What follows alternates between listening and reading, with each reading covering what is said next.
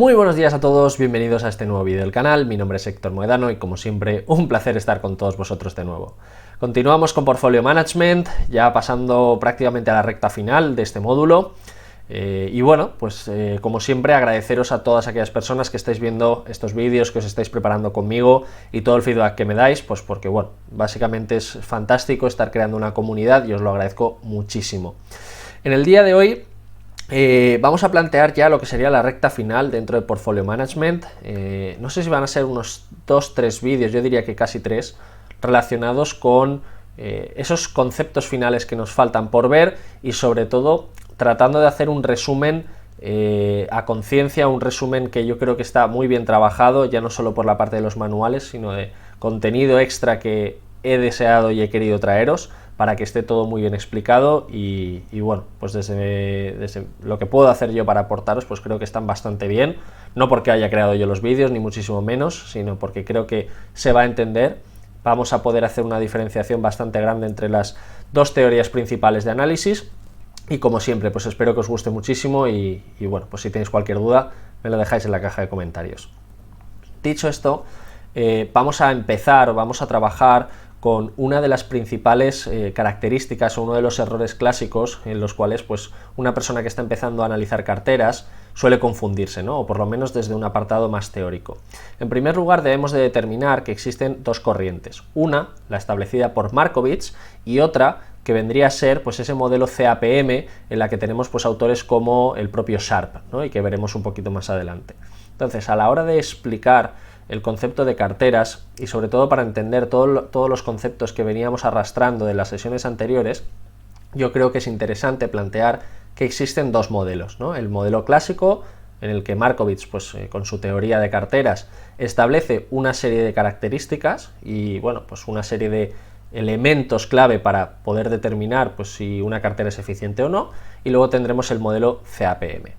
La teoría de Markowitz sí que es cierto que debemos de caracterizar pues, tres datos importantes. El primero es que obviamente vamos a buscar carteras eficientes. Esas carteras eficientes estarán compuestas por activos distintos que tendrán una correlación entre ellos, que tendrán unas desviaciones estándar y que por lo tanto debemos de ir combinando para finalmente optimizar lo que siempre hemos explicado como la relación de rentabilidad o de riesgo partido-beneficio, ¿vale? Da igual, es decir, me da igual beneficio partido-riesgo que riesgo partido-beneficio.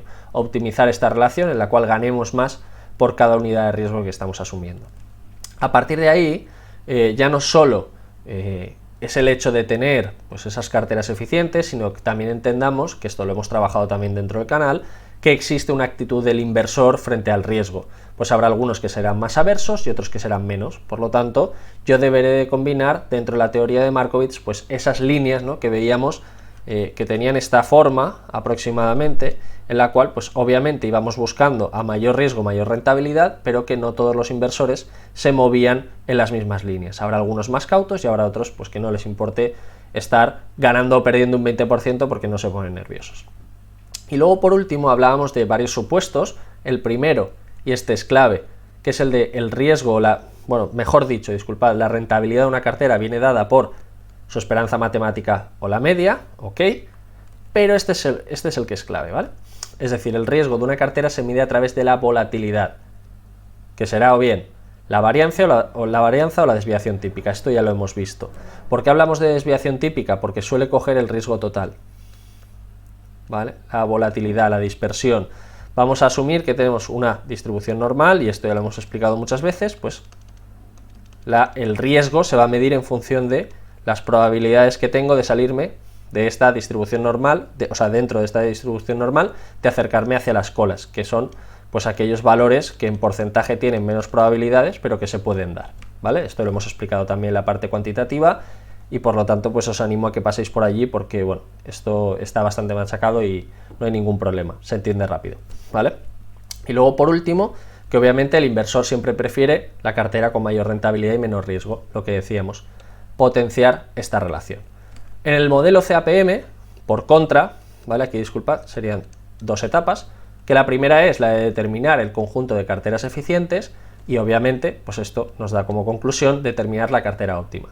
¿Qué significa? Pues que la actitud del inversor sí que la podemos calcular, es decir, al final si yo tengo una cartera óptima, puedo meter por medio la actitud del inversor, pero ya os digo que no es lo primordial dentro del modelo, no es decir, esto es un poquito más pues marca de la casa de Markowitz, por decirlo de alguna forma, y el modelo CAPM pues no se centra tantísimo en estos componentes, ¿vale?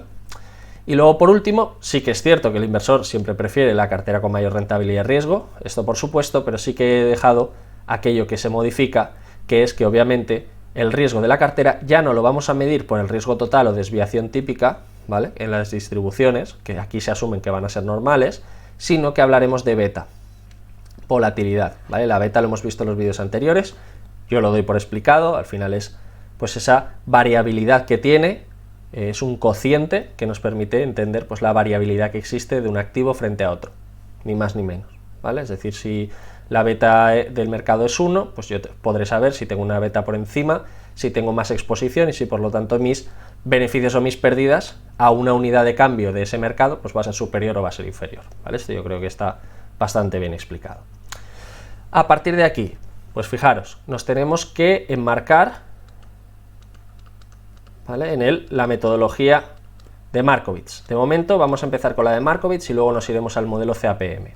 Como os digo, esto es un refuerzo de todo lo que ya hemos visto, pero creo que es importante porque existen muchísimas siglas, hemos hablado de cosas quizá algo abstractas para aquellos que no habéis estudiado, que no habéis aprendido a la gestión de carteras o que no habéis podido desarrollar desde un punto de vista profesional, y ya os digo, creo que es importante porque hay muchas siglas, hay muchos conceptos que pueden ser liosos y por eso he decidido crear este vídeo, que probablemente sea un poquito más largo, pero ya os digo, creo que lo vais a agradecer, ¿vale?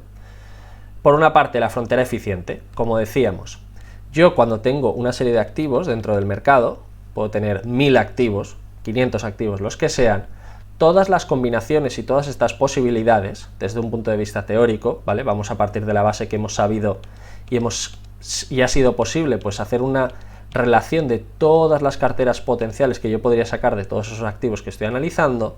Habrá algunas que para un nivel de riesgo, ¿vale?, yo qué sé, vamos a poner pues este nivel de riesgo dado, yo puedo tener muchos puntos, pero solo habrá uno que es el que optimiza la rentabilidad esperada para este nivel de riesgo. Si yo cojo todos los niveles de riesgo posibles y cojo el punto que optimiza la rentabilidad, creo lo que se conoce como frontera de carteras eficientes. Y esto es súper importante, es decir, esta es la base, ¿no?, de la creación de carteras y del modelo de Markowitz.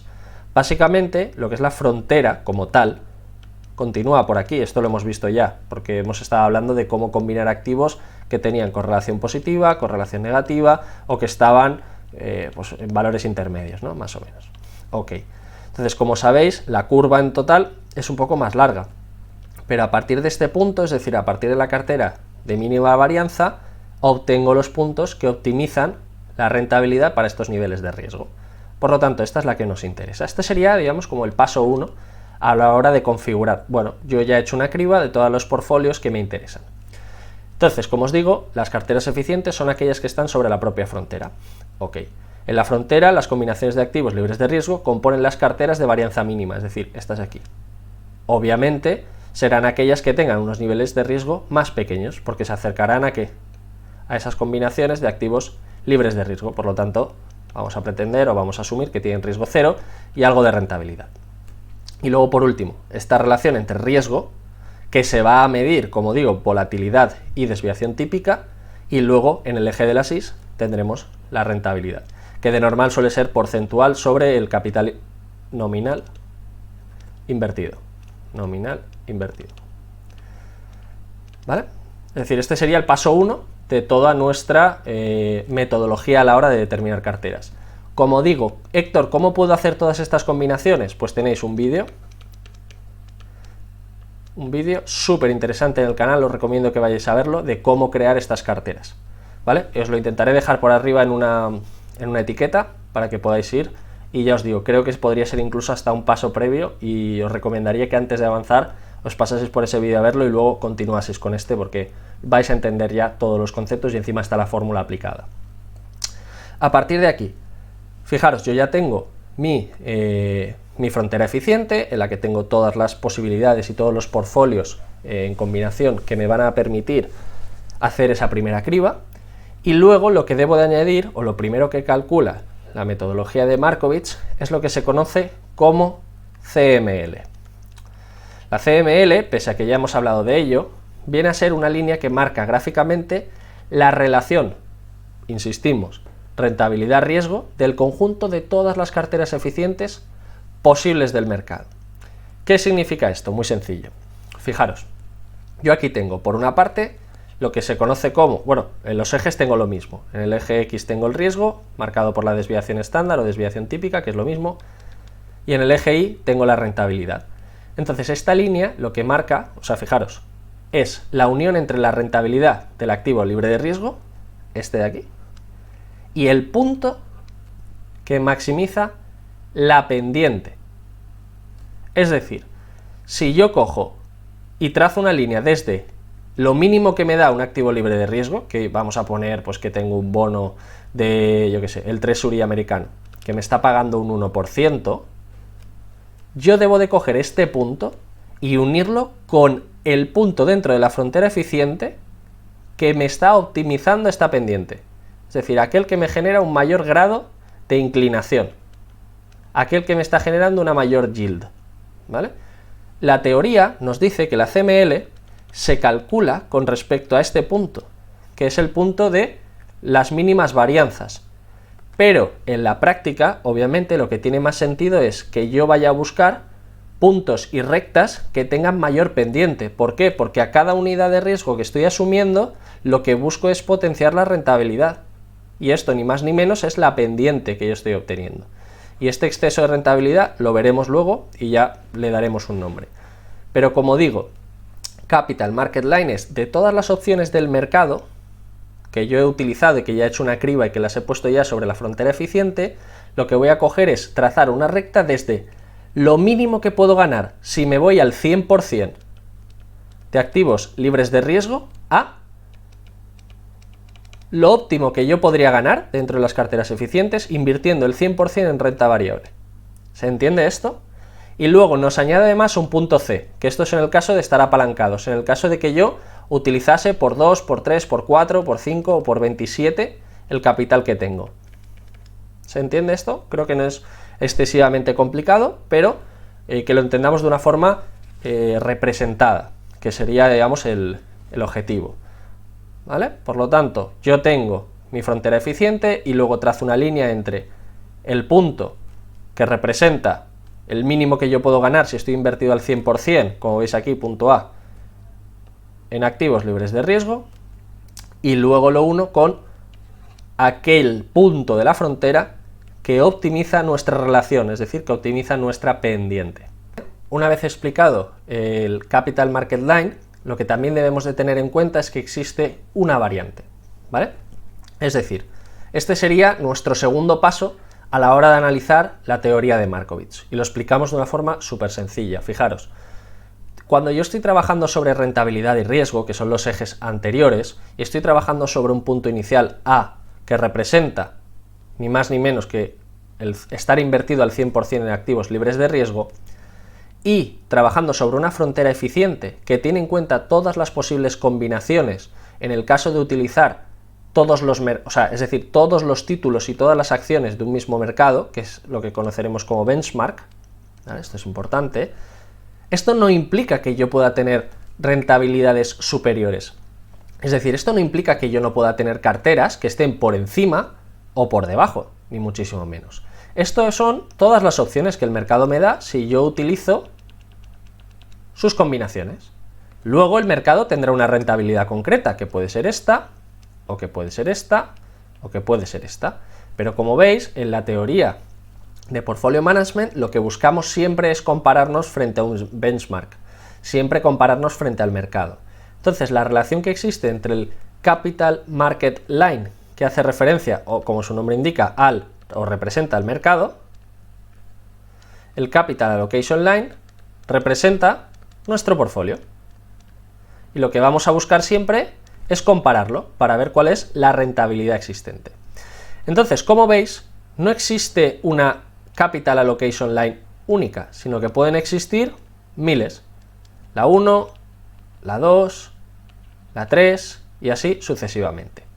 Lo único que debemos de entender es que en función de las combinaciones de nuestras carteras, en las cuales a lo mejor solo estamos utilizando el 20% o el 30% o el 40% de todos los activos que están en el mercado, pero recordad, por lo que se mueve un gestor o por lo que se le mide, suele ser por su capacidad de obtener alfa.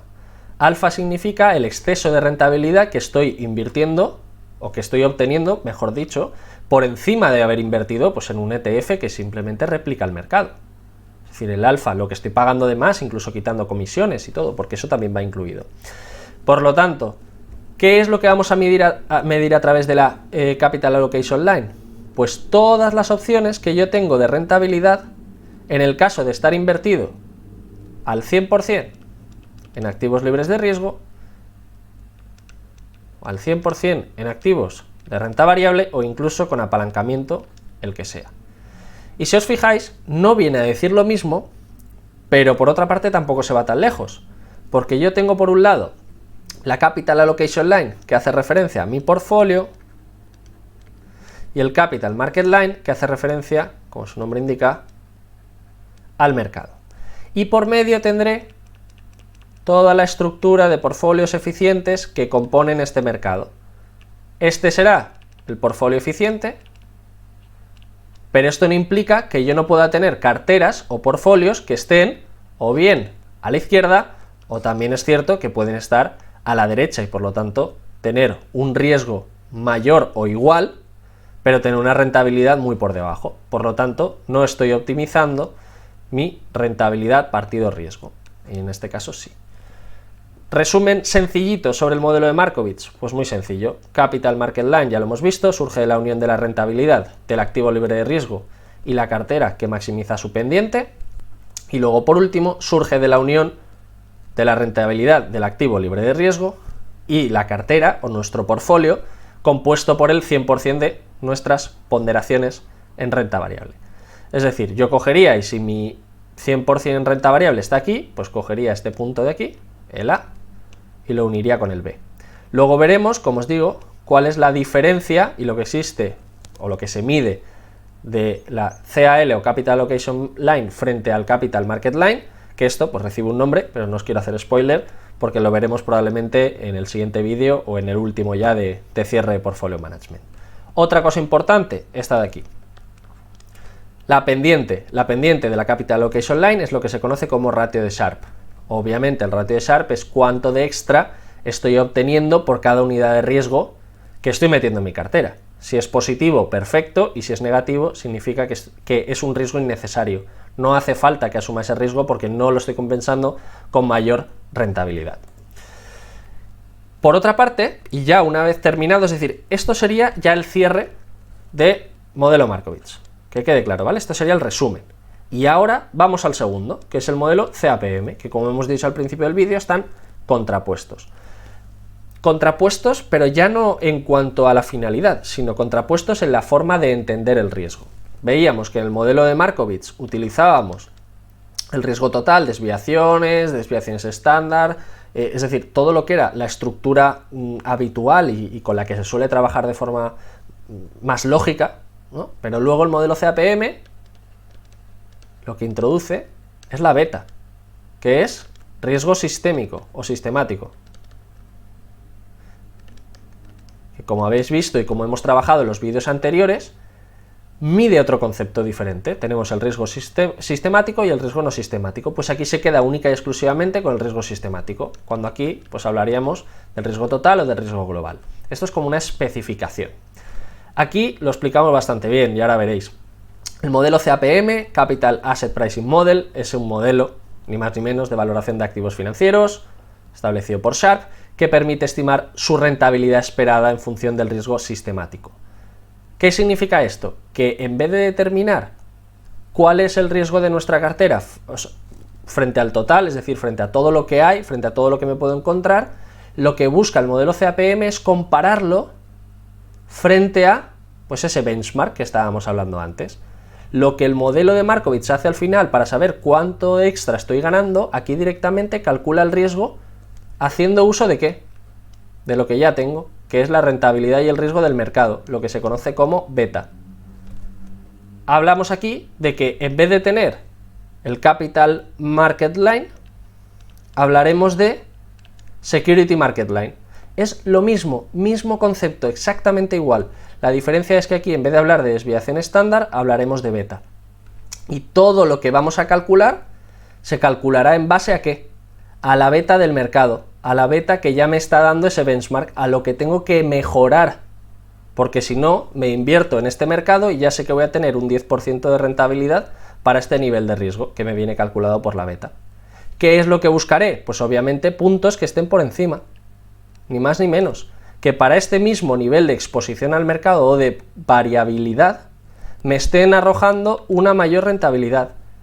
Y si doy con una cartera o con activos que están por debajo para este mismo nivel de riesgo o de beta, los voy a descartar, porque no me sirven de nada. Para eso me indexo, para eso sigo al mercado, que ya lo está haciendo mejor que estos valores que estoy seleccionando y estas combinaciones, ¿vale?